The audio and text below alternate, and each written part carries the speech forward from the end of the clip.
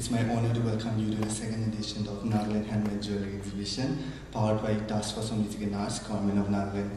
I also would like to take this opportunity to introduce our special guest of honor, Sri Metha, Advisor to Chief Minister of Nagaland, and also the Associate Vice President of Athletics Federation of India, his lady wife, ma'am. Thank you, sir and ma'am, for taking out your time beside your busy schedule to agreeing to grace this occasion. We truly are encouraged and humbled to have you this morning. I also would like to acknowledge Sekhose Jamir, Advisor for Task Force on Music and Arts, Dr. Govt, Project Director, Task Force on Music and Arts. It is indeed an honor to have you both here. This event would have not been possible without your active involvement, zeal, love and support. I'm truly grateful for your presence again. I also would like to acknowledge the SDGCC officers from the Planning and Coordinating Department, Government of Nagaland, for your presence. We are looking forward to the vision and purpose you have set before us and the society. I also would like to acknowledge Ms. Mengu Soukhrie for being with us, and we look forward to hearing your powerful voice. Finally, my dear friends, family members, invitees and well-wishers, thank you for your presence and on this special occasion. I would like to walk you through what this event is all about. Well, it's an annual event now, being organized by PIPO making an alliance with the state, government and private sectors. The idea behind this exhibition is to bring homegrown brands to keep up with the evolving market and creating opportunities for locals and bridge any disconnection by supporting smaller businesses to have better access to market to sustain and scale up under one platform for we grow when we live and support each other to go beyond our capabilities and capacities. I hope we will all have a great time getting to encourage and appreciate our naturally gifted talents of the state. Thank you so much and have a great time.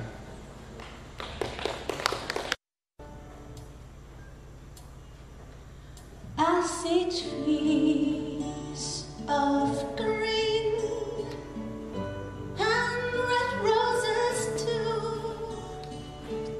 I see them bloom for you and me, and I think to myself, what a wonderful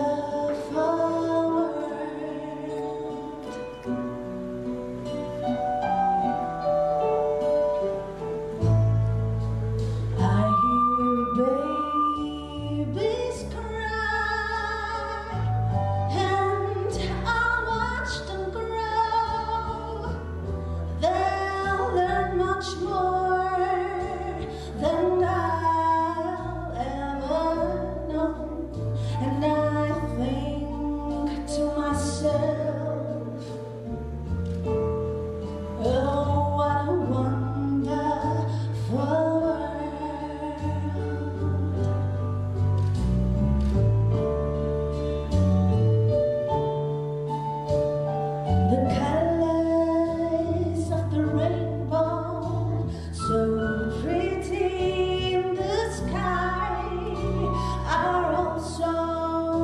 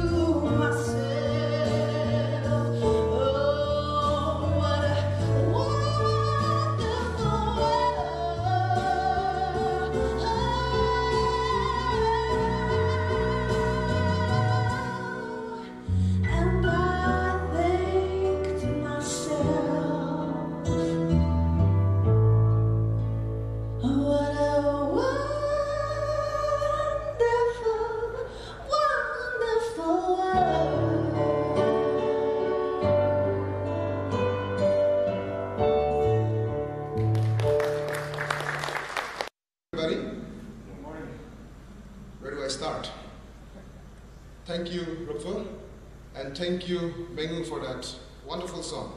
You guys add so much joy to our lives. Thank you very much. Host for this morning's program, Ruopfüzhano, Honorable Advisor, Task Force for Music and Arts, Mr. Teja Meru, Project Director, TAFMA, Dr. Govt, officers from the Planning Department, Mr. Tungjibemo Isun, participants of the event, the exhibition, my friends from the press and media, invitees, well-wishers, ladies and gentlemen. At the very outset, I extend my deep appreciation and thanks to the organizers of this event for inviting me to this, what I think is a wonderful and fantastic show of Naga creativity. I don't know why you've invited me, because this is an area which I don't normally specialize on or am not an expert in, but nonetheless, thank you for having me this morning, and I'm indeed very excited and looking forward to interacting with you and seeing some of your designs and creations. I also bring the greetings, the support of the Honorable Chief Minister of Nagaland. Yesterday evening, when I was interacting with him, I highlighted to him that I'm attending a function of an exhibition of Naga jewelry and Naga jewelry designers. He was very interested and keen to know about the event, asked me several questions, and conveyed his greetings and best wishes to each and every one of you. Jewelry has been part of the human being from the time of the earliest civilizations and even before that. The earliest excavations of human-made items date back to more than 100,000 years. From the time of the Neanderthals till today, jewelry has been a part of the human species. In various forms, in every civilizations, be it the Incas, the Harappans, the Egyptians, every civilization, every age, every period has had its own form of jewelry and ornaments. Even today, in the modern age, jewelry and ornaments are an intrinsic part of every people, every race, and every culture. It has so many symbols and so many functions. Pieces of art, symbols of human feeling, signs of status, social status, a headman's gear, a a wedding ring, signs of wealth,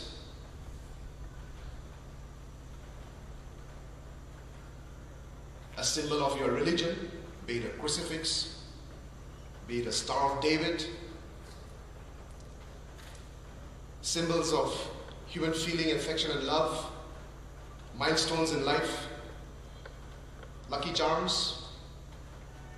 They reflect so many things to each individual and to all of us. Jewelry has been a part of human culture from the earliest times.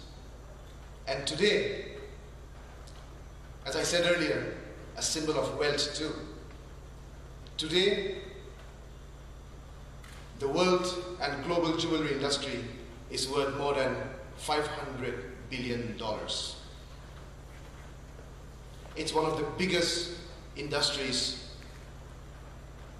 of the world market. India alone accounts for more than 100 billion US dollars.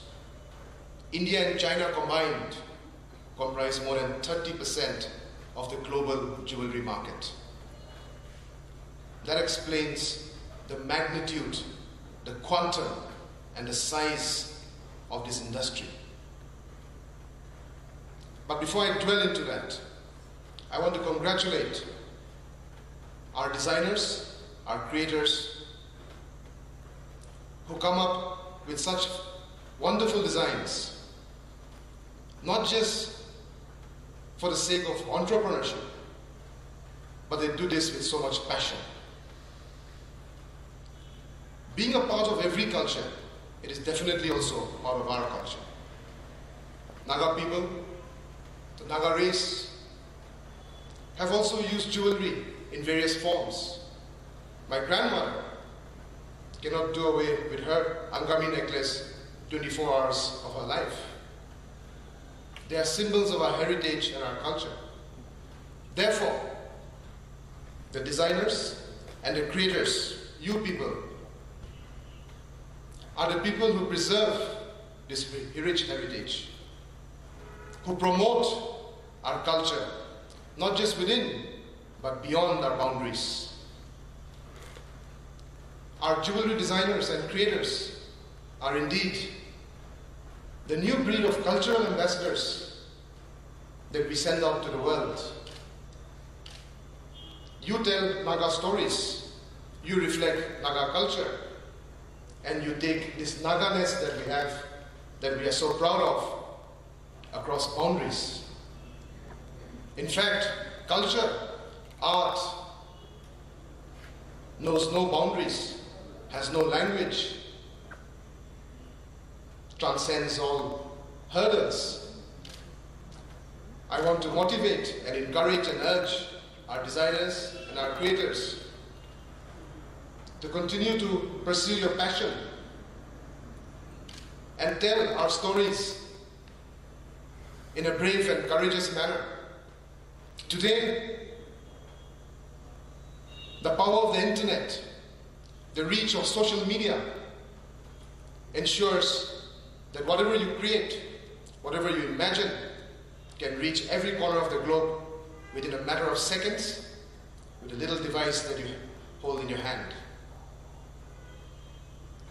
I want to urge you to use the power of the internet, the platforms of social media, Facebook, Twitter, Instagram, Snapchat, Reddit,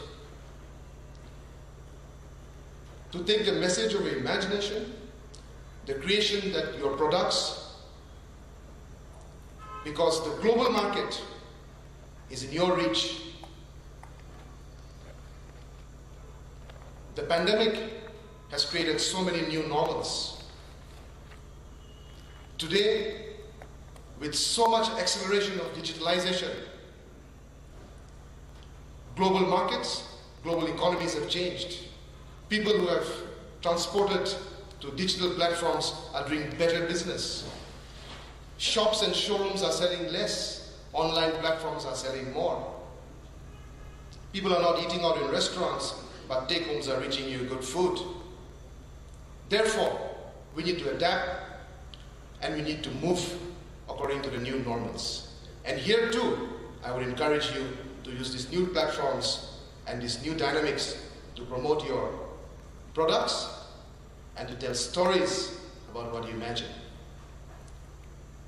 Having said and explained and shared a bit about the global dynamics of jewelry, one can imagine even if we get a small percentage of that market into our hands, it not only has the potential to change your lives, but it has the potential to turn the economy of Nagaland on its head.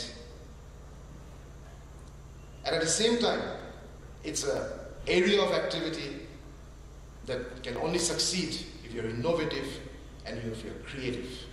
The global village, the flat world that we live in today, has so many same things. There's a sameness to so many things.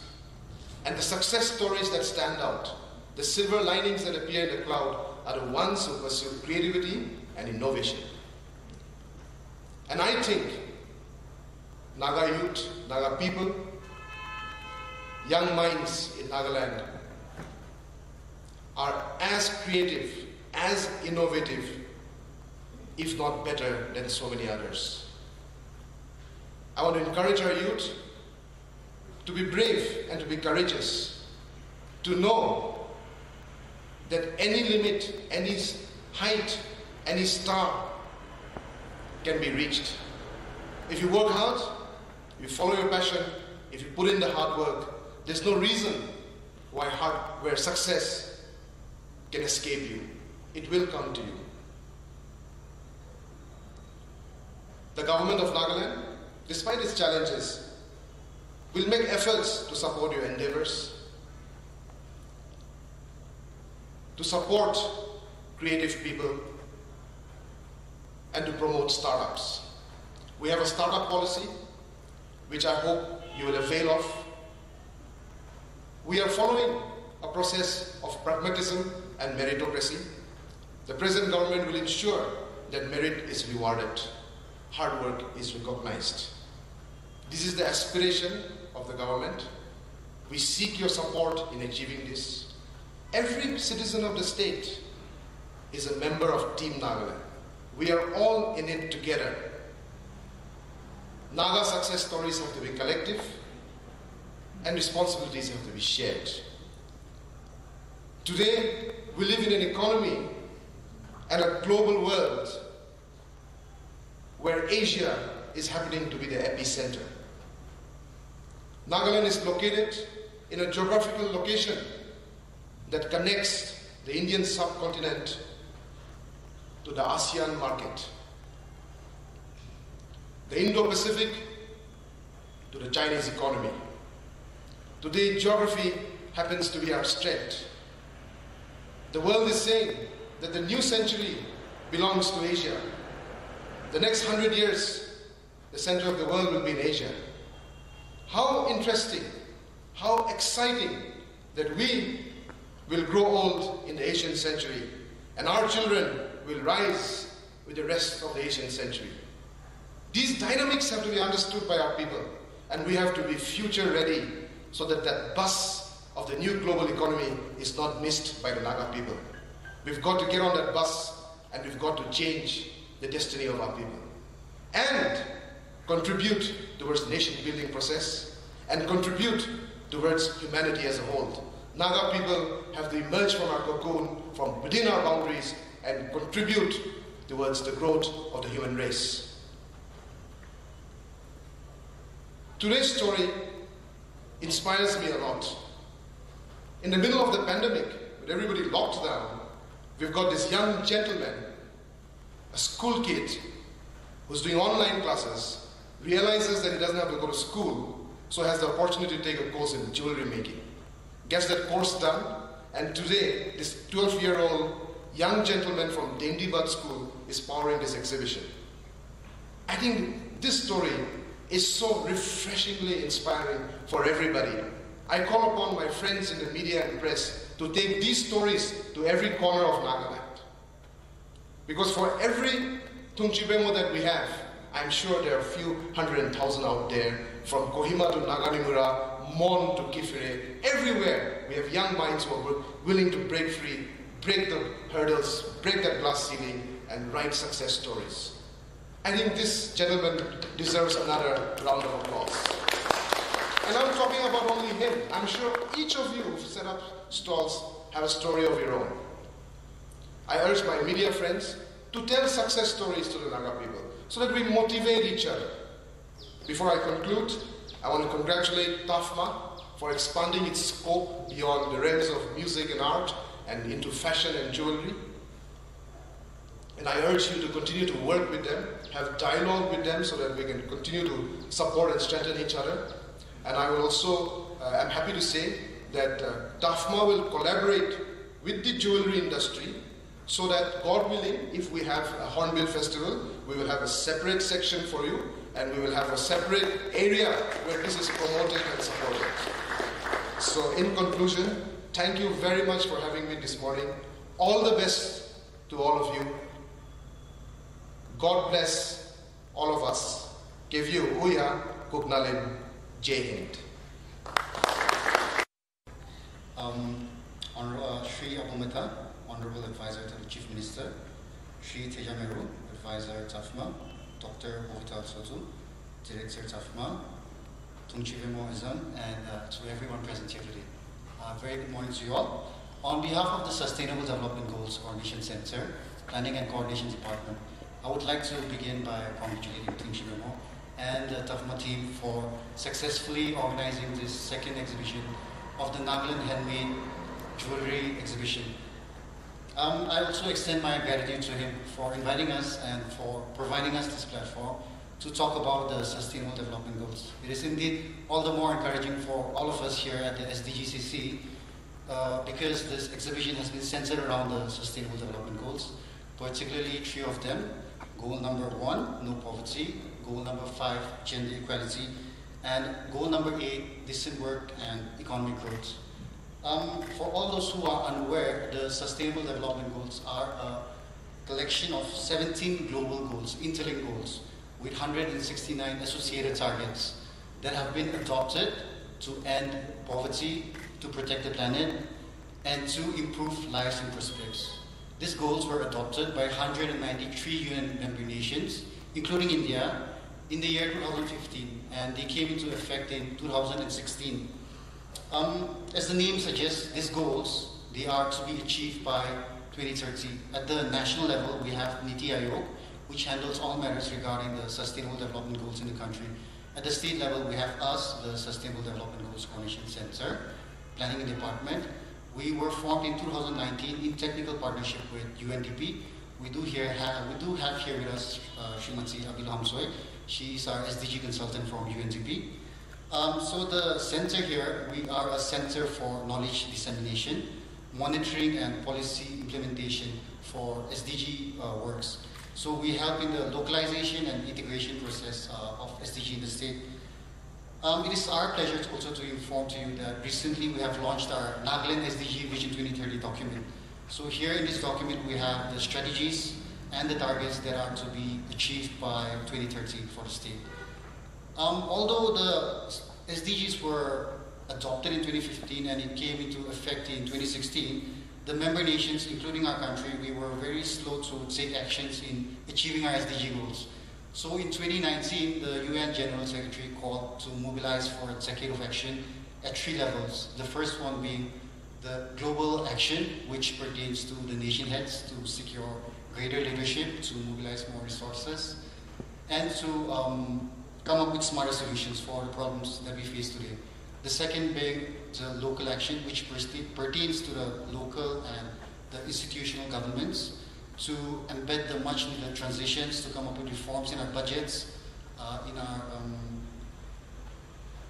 policies and institutional and monitoring frameworks. And thirdly, we have the people action, which includes us, the young people, the private sector, the media houses, the academia, and all other sectors. And as young people in our society, I think we ought to play our part in this decade of action, which was called, which is from 2020 to 2030.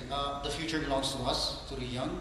What we do today will not just shape our future, but also for the generations that come ahead of us. I think it is very encouraging for us to see a lot of young people getting together not just, like Sir had mentioned, not just to promote entrepreneurship and innovation, but to come together with passion and to find ways to generate income. And I do believe that this pandemic has affected the steel economy very adversely, and especially the MSME sector, which includes the handicraft. And I believe that this exhibition will provide a platform to kickstart again and to push forward this sector again. And like we had mentioned, all this the exhibition has aligned itself to 3 goals. Goal number 1, goal number 5, and goal number 8. And we applaud Mr. Azum again for his sincere efforts to gather all the artisans, our very talented young artisans, and to empower them.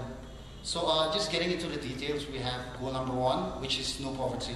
With the global following statement, end poverty in all its forms everywhere. While this goal is very ambitious, this exhibition provides a platform for us for our young artisans to come together and to find a way to earn a livelihood. So this will indeed go a long way in pushing this goal forward.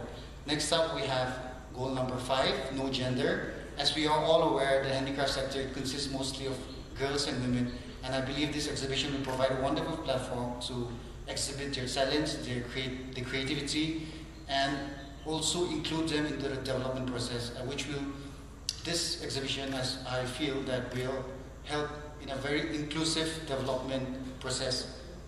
Next up, we have goal number 8, decent work and economic growth, with the global statement, sustainable economic growth, full and productive employment, and decent work for all.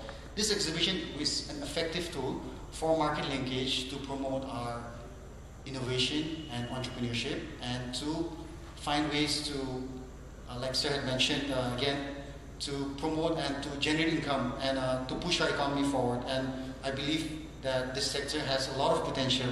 So I wish all the artisans gathered here today the very best. To conclude, I would like to congratulate Mr. Zhang and everyone here again, and wish you the very best. On the part of the Sustainable Development Goals Coordination Center, I do hope that we can find ways in the future to partner and maybe and to support initiatives such as this. For now, we have the SDG IPAR, which is an initiative to promote innovative projects such as this. So in the future, I hope we can maybe find ways to tie up and take forward the goals. Thank you again. To everyone. Perfection is not attainable, but if we chase perfection, we can catch excellence. Honorable guest of honor, Shri Abu Metha, the brand owners, the proprietors, and the organizers, and each and every one of you present here today, bringing warm greetings and in this auspicious event. I am Rongsenmongla Jamir, proprietor, Mixpick Enterprise. Mixpick Enterprise is a local handmade jewelry brand.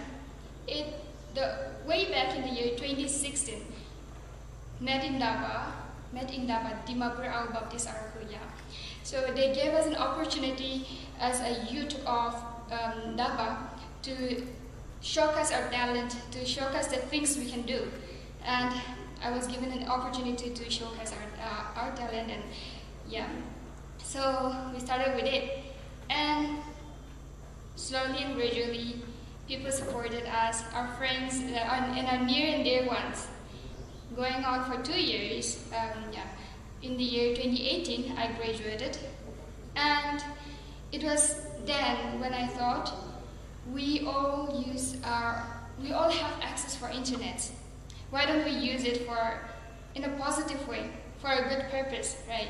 So we came up with this online store, Mixpick Enterprise, and slowly and gradually we started creating ethnic fusion jewelries, and both for male and female. So it was all about gender equality.